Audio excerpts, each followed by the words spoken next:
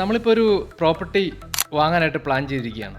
നമ്മൾ പെട്ടെന്ന് ഒരു ന്യൂസിൽ ഒരു ആർട്ടിക്കിൾ കാണുകയാണ്, അല്ലെങ്കിൽ നമ്മുടെ ഫ്രണ്ട്സ് ആരെങ്കിലും പറയുകയാണ് ഇന്ന സബർബിൽ ഒരു പുതിയൊരു മെട്രോ ലൈൻ വരുന്നുണ്ട്, അല്ലെങ്കിൽ പുതിയൊരു ഹോസ്പിറ്റൽ സ്റ്റാർട്ട് ചെയ്യുന്നുണ്ട്, അതിനുള്ള അപ്രൂവൽസും കാര്യങ്ങളൊക്കെ വന്നിട്ടുണ്ട് എന്ന് വെച്ചാൽ നമ്മൾ ചാടി കയറി ആ സബർബിൽ പ്രോപ്പർട്ടി ഇൻവെസ്റ്റ് ചെയ്യാനായിട്ട് നോക്കുന്നതിനകത്ത് ചില ഇഷ്യൂസ് ഉണ്ട്. എന്താണെന്ന് വെച്ച് കഴിഞ്ഞാൽ എല്ലാ ഇൻഫ്രാസ്ട്രക്ചർ പ്രൊജക്ട്സും നമുക്ക് ആ പ്രോപ്പർട്ടി ലെവലിലൊരു ഗ്രോത്ത് നമുക്ക് എപ്പോഴും തരണമെന്നില്ല. അപ്പം നമ്മൾ കുറച്ച് ക്വസ്റ്റ്യൻസ് നമ്മൾ ആസ്ക് ചെയ്തിട്ട് അതിനുള്ള ബെറ്റർ ഒരു ആൻസർ നമുക്ക് കിട്ടുകയാണെങ്കിൽ മാത്രമേ നമ്മൾ ആ സബർബ് ഒരു പ്രോപ്പർട്ടി ഇൻവെസ്റ്റ്മെന്റിന് പറ്റിയതാണോ എന്ന് നമുക്ക് ഡിസൈഡ് ചെയ്യാൻ പറ്റൂ. അപ്പോൾ ഈ വീഡിയോയിൽ ഞാൻ പറയുന്നത്, ഇപ്പം നമ്മളൊരു ഇൻഫ്രാസ്ട്രക്ചർ പ്രൊജക്ട് പുതിയതായിട്ട് വരികയാണെന്ന് കേട്ട് കഴിഞ്ഞാൽ എന്തൊക്കെ കാര്യങ്ങളാണ് നമ്മൾ അനലൈസ് ചെയ്യേണ്ടത്, എന്തൊക്കെ ക്വസ്റ്റ്യൻസ് ആണ് നമ്മൾ ആസ്ക് ചെയ്യേണ്ടത്, അങ്ങനെയുള്ള കാര്യങ്ങളെ പറ്റിയിട്ടാണ്. അപ്പം നമുക്ക് എന്തൊക്കെ ടൈപ്പ് ഇൻഫ്രാസ്ട്രക്ചർ പ്രൊജക്ട്സ് ആണ് നമുക്ക് ഓസ്ട്രേലിയയിലുള്ളതെന്ന് നോക്കാം. ഫസ്റ്റ് എന്ന് പറയുന്നത് ട്രാൻസ്പോർട്ടേഷൻ പ്രൊജക്റ്റ് ആണ്. ഇത് കവർ ചെയ്യുന്നത് മെട്രോസ്, റെയിൽസ്, റോഡ്സ്, എയർപോർട്ട്സ് ഇതൊക്കെയാണ്. രണ്ടാമത്തത് യൂട്ടിലിറ്റി പ്രൊജക്ട്സ് ആണ്. ഇതിൽ വരുന്നത് water, waste and energy management ആണ്. അടുത്തത് സോഷ്യൽ ഇൻഫ്രാസ്ട്രക്ചർ പ്രൊജക്ട്സ് ആണ്. ഇതിൽ സ്കൂൾസ്, ഹോസ്പിറ്റൽസ്, പാർക്സ് ഇതൊക്കെയാണ് വരുന്നത്. അടുത്തതെന്ന് പറയുന്നത്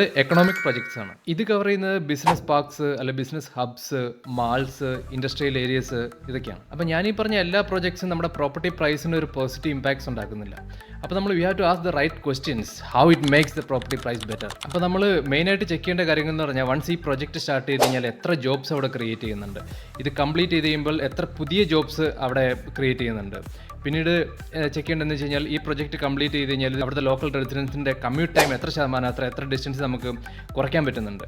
അപ്പോൾ അങ്ങനെയുള്ള കാര്യങ്ങളൊക്കെ ചോദിക്കുമ്പോൾ ഇതിൻ്റെയൊക്കെ ആൻസർ യെസ് ആണെങ്കിൽ may be it could be A good investment. അതിൻ്റെ റീസൺ എന്താണെന്ന് വെച്ച് കഴിഞ്ഞാൽ, പുതിയ ജോബ്സ് അവിടെ ക്രിയേറ്റ് ചെയ്യുമ്പോൾ ആ സബർബിലോട്ട് പുതിയ ആൾക്കാർ വരാൻ ഇൻട്രസ്റ്റ് കാണിക്കുകയും പുതിയ ആൾക്കാർ അവിടെ വരുമ്പോൾ ഇപ്പോൾ ഇൻഫ്രാസ്ട്രക്ചർ പ്രൊജക്ട്സ് വരുന്നത് പോലെ ഹൗസിംഗ് സപ്ലൈ അവിടെ കൂടുതൽ വരണം എന്നില്ല.